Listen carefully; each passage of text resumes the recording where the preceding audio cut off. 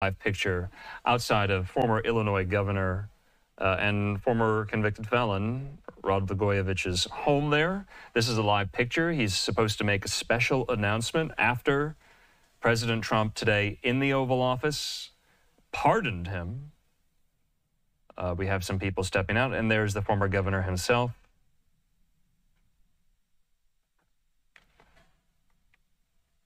So there you can see him. We're going to check in with Fox 32 Chicago also after this announcement is made. Of course, his name has been in the running to be the next U.S. ambassador to Serbia. Let's listen. Okay, thank you very much. Patty, honey, they're back. Yeah. But only this time it's good news. On behalf of my wife, Patty, and our daughters, Amy and Annie, we both, together, and our daughters as well, want to express our deepest and most profound and everlasting gratitude to President Trump for what he's done today, for the full presidential pardon. I think about my relationship with President Trump, and it's really, well, he's always doing things for me, and he never asked me to do anything for him. I had a chance to be on his television show, and then he ended what was a long, long, hard nightmare.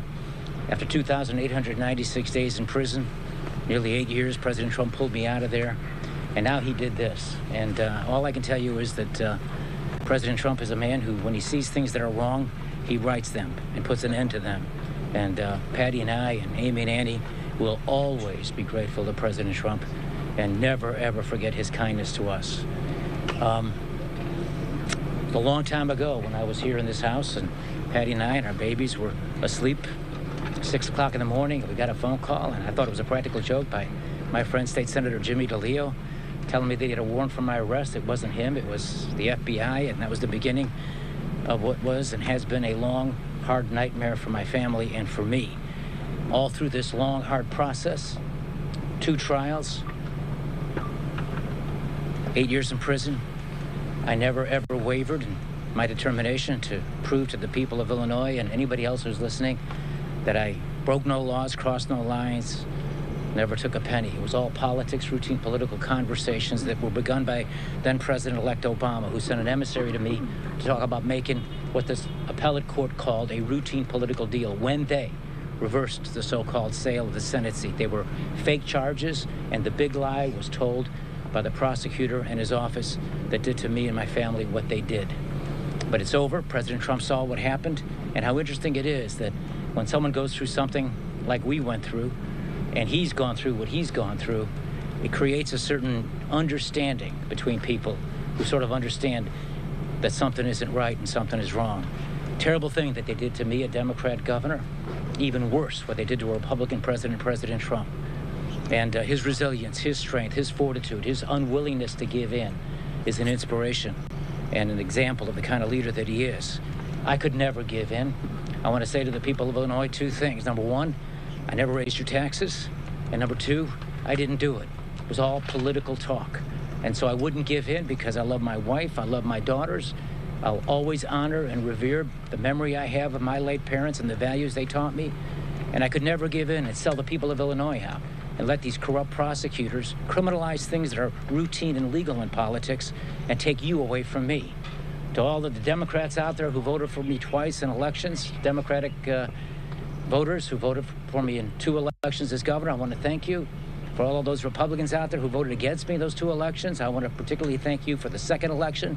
Had there been more of you in that one, I wouldn't have gone where I ended up going.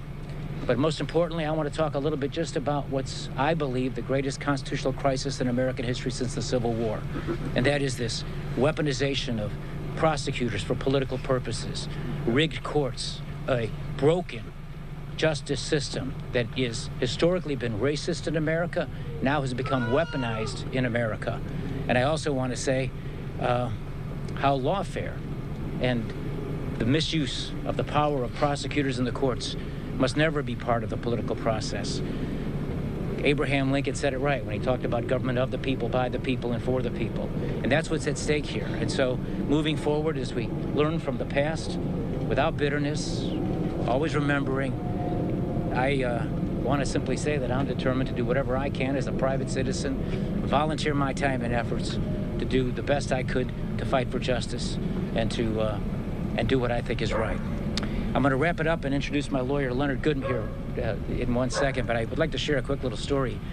about my early days in prison, way back in 2012, 2013, 2014, when they put me in a prison behind a barbed wire fence. The inmates call it the razor wire. This is fresh in my mind because I'm writing a book about that experience, and I can't help but forget the things that, some of the experiences I went through. And I remember one of my first visits to see Patty and our kids, and our little Annie was still only 8 years old. And before going in to see my family, there's a fee you have to pay, a price you have to pay before you can see your family. That's being searched. Full body cavity strip search going in, a full body cavity strip search going out. And while I was doing one of those undignified things, a kind-hearted correctional officer, one of the prison guards, a man who was raised in the black churches and had a deep, abiding faith in the Christian faith, told me a story. He advised me, go read Genesis chapter 38 to 50, the story of Joseph. And at the end of that story, a man who was innocent was condemned to prison, but God favored him and pulled him out. At the end of that story, Joseph says to those who persecuted him and had something to do with what happened to him, his brothers who had sold him out, he said, what you meant for evil, God meant for good. I truly believe that as bad as this has been, I can't begin to tell you how blessed and fortunate I've always felt to be able to walk through life with Patty. It's been a most gracious thing. She defied the odds. 2 days after I was arrested, the Vegas odds makers had it 9-1 that she was going to leave. She didn't leave, she stayed. After 8 years of incarceration, when better than 90% of women, whether they're wives or significant others, and a man's in prison for more than 4 years, they don't stick around. So I've been blessed and fortunate to have fallen in love with and walked through life with my loving wife and our daughters.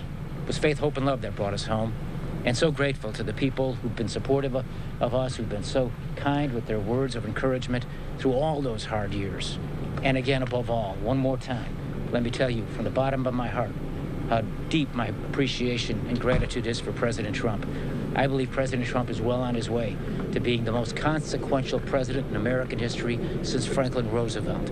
He is going to change things and make things better, and among the things he's going to change, I believe, he's going to save our democracy by putting a stop to weaponized prosecutions for political purposes and lawfare. Thank you. Leonard? Rod, real quick, do you want the ambassadorship to Serbia? Can you comment on that? Are you in line for that position? No comment. Are you going to run for public office now that you're pardoned? She's here. No comment. Has the president offered any position in his government? Gracias, senor. No culpable. Look, you're asking me political questions about whether or not I want to run for public office. I haven't thought about that. I'm so grateful to what President Trump did for me and for my family. Patty's made it abundantly clear that I ever do that again. I'm quoting you. She said, I'll be doing that with my second wife. I know. I sure don't want to lose her. Do you think Speaker Madigan is a victim of the weaponization of prosecutors? Oh my God. I'm not going to comment on that, and I haven't been following that. Leonard, come and talk, please. Then I'll answer more questions. Yeah. Yes. I met Rod in 2011. I've been fighting for his freedom ever since, and this is a happy day. And I just want to say there's not many people that come through the federal system and can actually come out the other side with their house, with their family intact. It says a lot about the strength of this man and this amazing wife, Patty that he has. And I just also want to say this is a case that was built on a political deal that was never a crime. He never should have done a day. And I also thank President Trump for doing the right thing. This is what pardon power is supposed to be for, to correct an injustice. Thank you all for the support, and it's been my honor to get to know these people. Leonard, what's the communication been like with the White House in recent days? Can you comment on how I have no comment on that. Can I say something about Leonard? He's not only a good man, he's a great lawyer. And it's been a real pleasure and an honor having him represent us and the appeal that he wrote. I would spend hours in prison rereading his appeal, something like 90-something pages. It was very meticulous. He's a great writer, good short sentences. But most of all, he's just a good effing guy. And what a great experience it's been with Leonard. Even though every step of the way, we lost every step of the way in that second rigged, corrupt trial run by a judge who was a political hack. How did you hear? Did Trump call you directly? You have to talk to Rod. That's right. No, Rod, how did you find out? Did Trump call you directly? You can tell him. And I'm going to try to call President Trump myself and personally thank him. But Patty and I were spending a quiet evening at home 2 Saturdays ago, and the phone rang, and someone that I know through the Trump campaign, it was his call, and he was calling, and I answered it. Really a good guy, very effective. And I said, "Hey, Sergio, how you doing? Congratulations on your big position." And he said, "Hold on a minute, Gov. An old friend would like to say hi to you." And then I got on the phone, and it was President Trump, and he told me that this is what he was going to do, and so we've known it for a couple of weeks. And again, what can I say? He's just a great effing guy. What is your strongest feeling right now? Is it satisfaction? Is it relief? Or is it anxiety? No anxiety after what we've been through. You know, one benefit of that experience is that nobody can hurt you anymore after they do that to you, and you face that, and you have to endure that. And you know, people ask me sometimes, well, what do you think is your greatest accomplishment in life? Is it being governor? And my answer is no, not even close. My greatest accomplishment is falling in love with Patty and having our children and standing up to these corrupt prosecutors, never giving in. Never, ever giving in to the threats, the extortion, the shakedown, and the offers of leniency. If I'd be willing to say what they want me to say, I wouldn't do it. And I wouldn't do it because, as I said, my children, my wife, my late parents, me, and the people of Illinois, and your right to vote for me or against me. I was defending the right of all of the people out there who want to vote against me because it's their decision. The right of the people to choose their leaders in elections free and fair and not have them taken from us or interfered with by weaponized prosecutors who've turned themselves into political hitmen. Do you regret the wheeling and dealing conversations, though, that got you in trouble at all? Not at all. That's good government. The first Mayor Daley used to say, good politics is good government is good politics. And Abraham Lincoln was our greatest president. Maybe Trump will surpass him, but Abraham Lincoln was our greatest president because he was a master at politics, and he was able to govern because of his political skills. And the slaves would not have been freed had it not been for Lincoln's great skill at politics. The 13th Amendment would have never passed had not Lincoln engaged in wheeling and dealing to make it happen so that he can get those senators to support the 13th Amendment. So no, not at all. What I was doing was trying to do right by the people. And by the way, 98% of those FBI tapes that talk about all the potential deals we talked about, including the ones leading up to my arrest, that prove Patrick Fitzgerald is an effing liar when he said he was stopping a crime spree before it happened. On the night before, and the days before, you ought to hear those tapes and what I was about to do and what he stopped. So maybe now we can get some of those tapes played, and you see that this prosecutor Shar, the lead prosecutor in court, how he directly lied to the jury when I was testifying about what was on those tapes, and they wouldn't let me play the tapes in court to corroborate what I was saying. No. And he goes and tells the jury, go back in the jury room and listen to how many times he talks about the Madigan deal, which would have provided health care for people, public works, 500,000 jobs with a big capital project, public works bill, and a written promise not to raise taxes on the people. That was the deal. And Rahm Emanuel, the day before, I was told by my chief of staff, agreed to be the go-between. And then the next morning, they come here at 6 o'clock in the morning with SWAT teams around my house and a hostage negotiator to arrest the sitting governor of the 5th largest state. Was Patrick Fitzgerald protecting Barack Obama? I don't know, but Barack Obama's 302s are still being covered up. Governor, is it unconstitutional for the state to bar you from running for office now that your convictions have been wiped away? I believe it was always unconstitutional. Will you challenge again? I know you lost that case in court. But... I know, but look who's here. I don't know. I haven't thought that far ahead. This isn't about me running for office again, honestly. It is, however, a step towards me trying to serve my country some more and doing what I think is right for our country. Having a clean slate right now, what is the one thing you want to do? And you won't comment on the potential ambassadorship. What is next for you and for Patty? Well, I think more of what I've been doing. I'm writing a book about the experience. It's a story that starts with one president, President Obama, ends with another, President Trump, and most of the stories about a governor in prison with Crips and Bloods and gangster disciples and Sinaloa cartel drug dealers who look up to El Chapo, the drug lord, like my 2 daughters look up to Taylor Swift. There were murders in that prison they put me in for the first 2.5 years. I went from a 50,000 square foot governor's mansion to a 6 foot by 8 foot prison cell. I reached and searched for God and found him.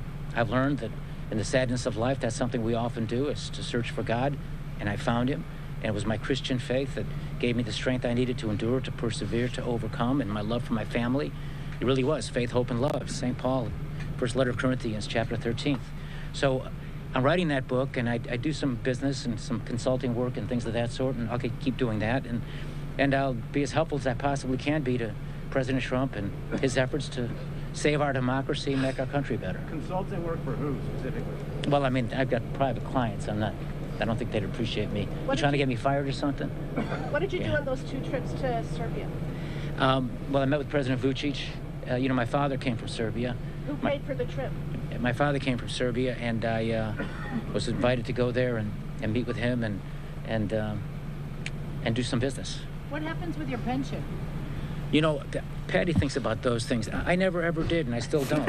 They took it away. I know that. They took my law license away, the sons of bitches. And I shouldn't say that, but it was wrong. I deserve my law license for standing up for the rule of law. And my pension, you know, I never really thought much about that. I still consider myself young, even though the number of years I've lived belie that. But, you know, I don't know. I haven't thought about that. Did you want to address that, honey? You don't want to, do you? No. Huh? No. Well, you know, she kept us in our home, and she built her little business as a single mom all by herself. I miss my daughters growing up because of what they did, but she raised our 2 little girls beautifully. They're grown, and they both do great in school. They take after their mother, and our older daughter is doing great, and our little one's doing great, and we're so blessed and grateful, and I really believe that what happened was for a purpose, something much larger than us. What do you tell to all the innocent people that are in prison that they don't have the lucky that you have? Yeah, sí, senor. I think it's very important for us to build on President Trump's first step and the First Step Act that he was able to pass, criminal justice reform. It was Donald Trump who did that, not a Democratic president. Donald Trump, who began the process of undoing the 1994 crime bill that Joe Biden sponsored and Bill Clinton signed. I'd like to see us take a second step. I learned a lot of hard lessons from that experience I was in. It just reaffirmed what I really knew but never really knew deeply, and that is that the criminal justice system is a racist system, and it disproportionately discriminates against people of color, particularly black people. And first-time nonviolent drug offenders, first time, given these long sentences, almost impossible for them to have a chance at a second chance. President Trump began that process, a significant step with the First Step Act, that led to the freedom for a lot of people. I think there's more to be done, a lot more to be done. And I do think that part of that criminal justice reform needs to include holding prosecutors who abuse their power accountable for what they've done. And I think it's really important moving forward that we do something like that. If I'm right, and I am right, if you can use an unlawful standard, as they did, to get convictions for things that are legal, that the Supreme Court says is a First Amendment protected right, if they can get away doing that, there's no difference between doing that and a dirty cop who plants a murder weapon to frame an innocent man. And so those cops who do that go to jail. How is it these prosecutors are immune from that sort of thing? It was also announced today that Eric Adams, the mayor of New York, the Justice Department's not going to prosecute him any longer. Do you see any parallels between your case and his case? I see. No, man, you're wrong. I see a parallel in that he upset some powerful people, political people, and all of a sudden he became a target of something. And apparently they're talking about upgrades on a flight to Turkey or something. I don't know a lot about the details. I don't even have that. But I'm glad to hear that they're not going to prosecute him, because it all sounded like a bunch of baloney to me. Are you glad that Charles Kushner got a pardon when he did, for what he did? Charles Kushner was accused of hiring a hooker to bait his brother-in-law. Any other questions? What do you think about that? Yeah. Thank you, everybody. Yes. Yes, very much. I believe that's part of my destiny, and I believe I must do it. I do believe that. I believe I've been blessed with a miracle. With President Trump has been God's instrument. I believe that deeply, and I believe it's my calling. I very much do, and I hope to be able to work with the current administration in that direction. And I believe, look, I know him enough. I don't know him that well, but I know him enough to know when he sees something wrong, he doesn't hesitate. This man, President Trump, acts to undo wrongdoings. And so a lot of it has to do with getting information to the people who have the power to make the decisions. I think I could be helpful that way, and do more than that, but certainly that. As a Serbian, do you support President Trump standing up against Vladimir Putin in Ukraine? Is that the same guy? It's the same guy. Yeah, nice to meet you. Yeah. I'm not going into foreign affairs. Are you crazy? That's the word. You're not going to be ambassador to Serbia. Anybody, Leonard, you want anything you want to say? Yes. Anyway, thank you so much. It's nice to see you guys again. What in exchange for your pardon? Oh He's never ever asked me for anything, by the way. I should point that out. Never ever. That's not Yeah. true. What does he want? Yeah. My gosh. Says somebody Okay, so that was quite something there. There you have it. Former Illinois Governor Rod Blagojevich alongside his wife Patty there outside their home in a Chicago suburb talking to the media after a day when President Trump in the Oval Office signed a presidential pardon for Blagojevich there. You see our colleague there, Paris Schutz with Fox 32 Chicago. But Blagojevich remaining mum on what he plans to do next. He got a lot of questions. He was peppered with that very question, will he seek political office again? And that remains to be seen. There's a lot of speculation on whether or not he might run for, say, mayor of Chicago. His name is being circulated as well to possibly become President Trump's next U.S. ambassador to Serbia. He highlighted and was asked about some of these trips he recently made to Serbia. But maintaining all throughout this press conference, now that this pardon has come down, that he never did it, that he was wrongly prosecuted, that it was a weaponization of justice, that a prosecution was brought, that a conviction was sought and gotten. And you'll remember his sentence of 14 years was commuted as President Trump was leaving the White House for the first time in late 2020. And now the pardon being done today. So very interesting footnote, maybe end to this political story or political saga here. We're just going to have to wait and see. I'm Andrew Kraft. Thanks so much for being with us and for watching alongside us there. And like I said, we're hopefully going to be speaking to our Fox 32 Chicago colleagues, kind of breaking all of that down with what we just saw here. A gorgeous live now vantage point over the Chicago skyline. Before we go to a quick commercial break, though, this was the moment in the Oval today when President Trump signed the pardon for Blagojevich. Let's listen.